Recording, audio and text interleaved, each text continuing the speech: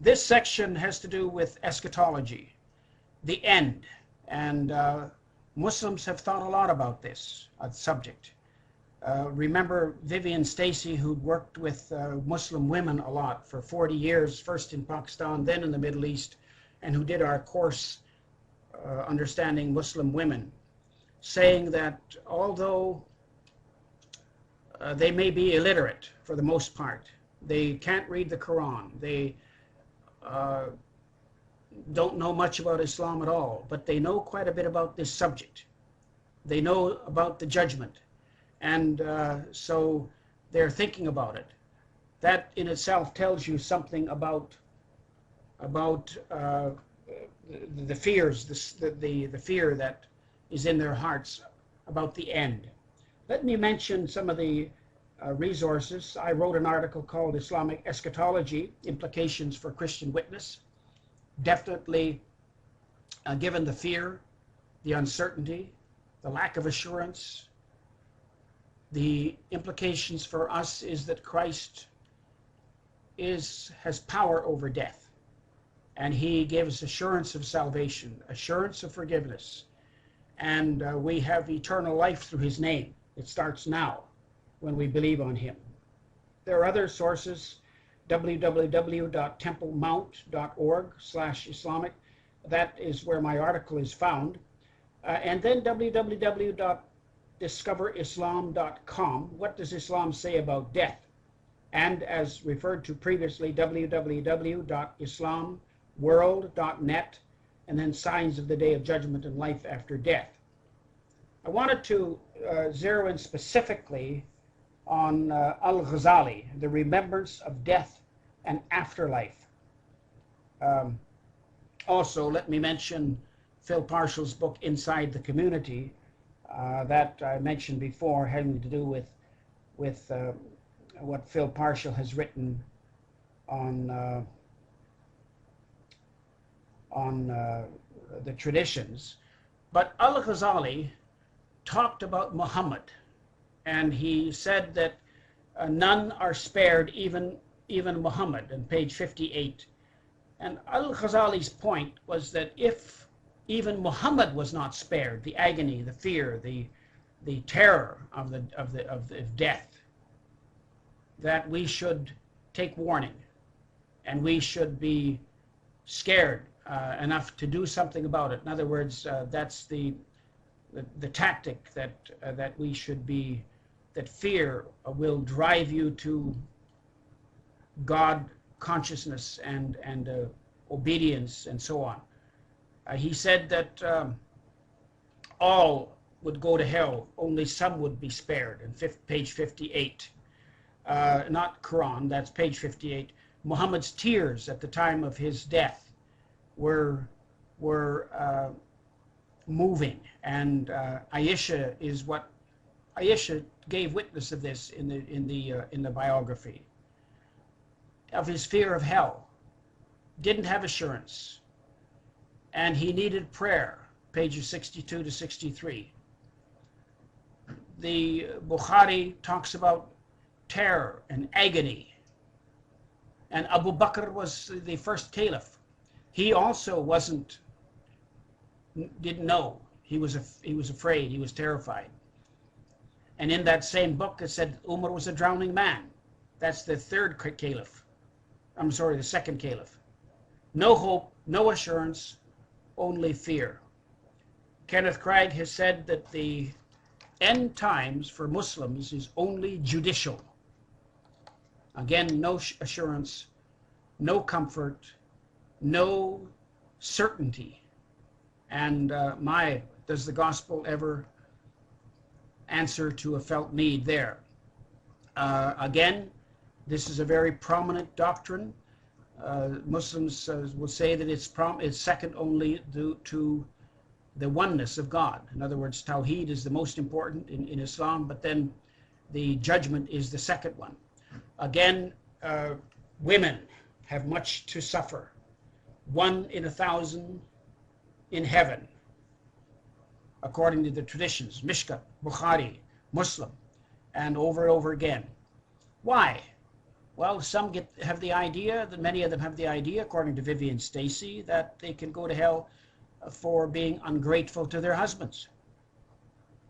And again, they understand the judgment. Fear drives them into folk practices. In other words, how do they cope? How do they cope with the various challenges they face? Uncertainty with their husband, and who can divorce them so easily. The fear of evil spirits, and that when someone gets sick, there has been an attack by an evil spirit. How do you deal with it? Or a mean mother-in-law. The traditions say, "Give alms, you women folk, for I've been shown that you will be the majority of the inhabitants of hell." How scary can you get? Can this get? Because what do they have? They don't have any assurance at all.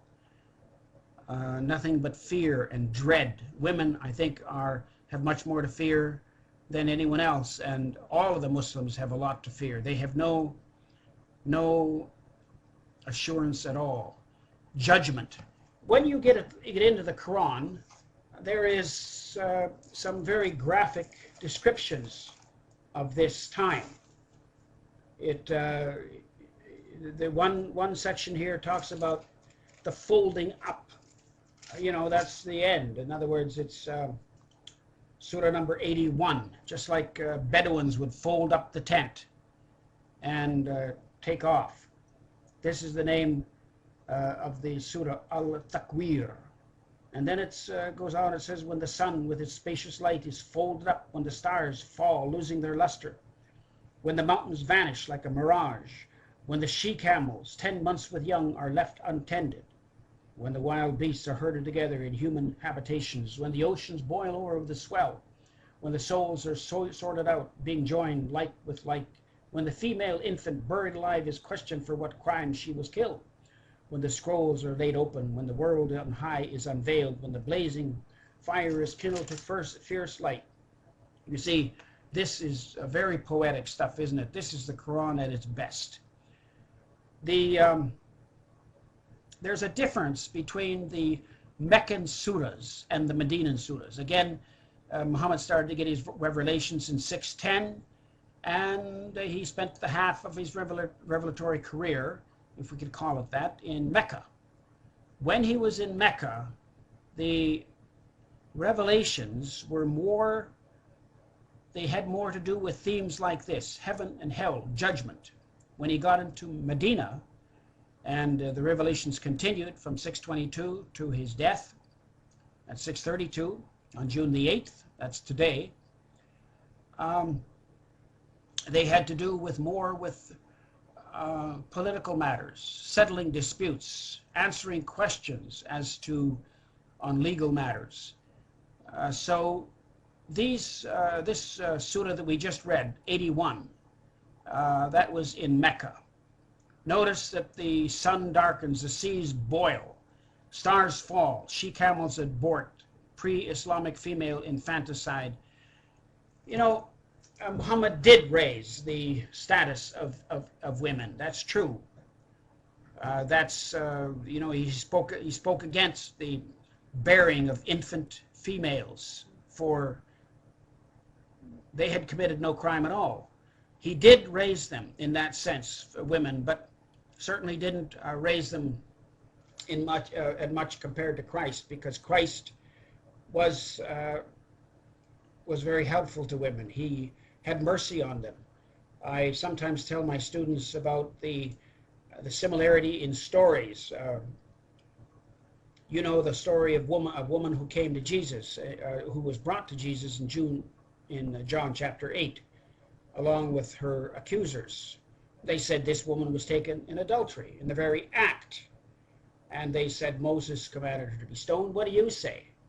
There they were, the accusers of this poor woman, standing there with stones in their hands. And Jesus stooped and rolled on the ground.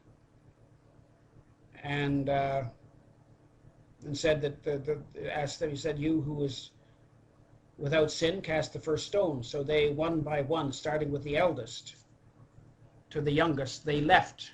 The same story, a similar story is told like that about Muhammad in the traditions. And the story is that they brought a woman came to him and she said, I have committed adultery. And she had a child with her. And he turned away. And she said again to him, I have committed adultery. He turned away.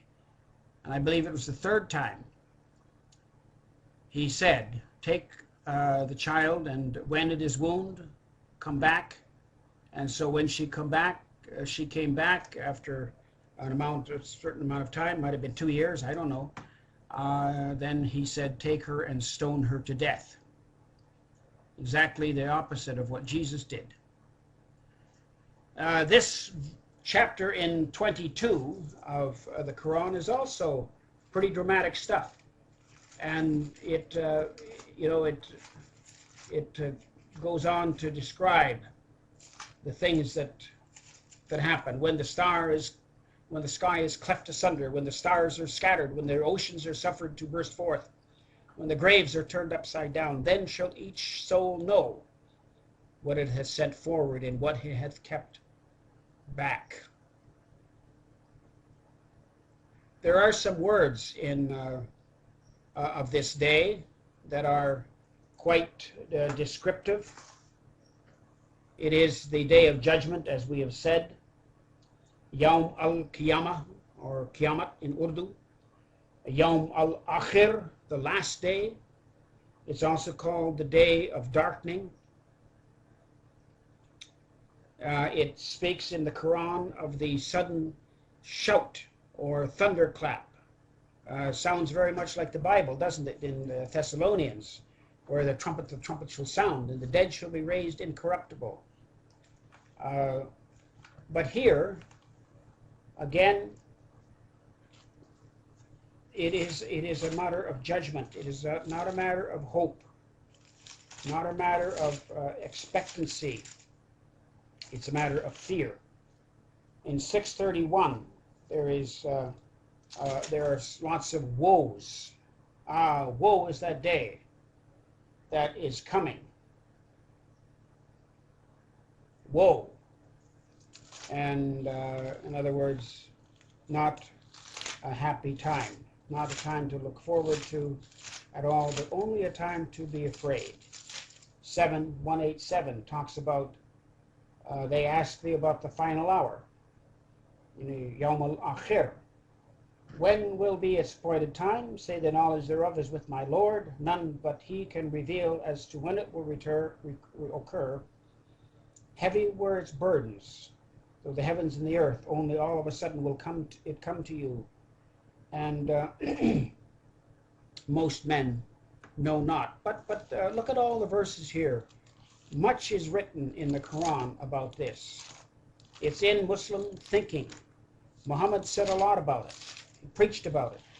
He thundered about it. He must have been quite a preacher, especially when he got into this subject. I've known preachers in Christianity who sort of specialize in preaching on the last day. I remember earlier years there was one preacher who that was his favorite topic. It talks about it in 43 and verse 61. It talks about Jesus shall be a sign for the coming of the hour of judgment. You see, as I mentioned before, Jesus is going to be there. Jesus is going to be judge. It says, have no doubt about the hour, but follow me. This is a straight way. And then 66, do they only wait for the hour that it should come on them all of a sudden while they perceive not? We can't read all of these verses, but we will only choose a few of them. Let's go to 74 and verse 8. 74 and verse 8. Finally, when the trumpet is sounded, that will be the day, a day of distress. You see what I mean? By the ominous nature of this day. And then perhaps one last one, 38 and verse 60. 38 and verse 68. So much in the Quran is on the judgment. 38 and 60, well actually 66, the Lord of the heavens and the earth and all between, exalted in might, able to enforce his will, forgiving again and again, say this is a message supreme. I don't think that's the verse.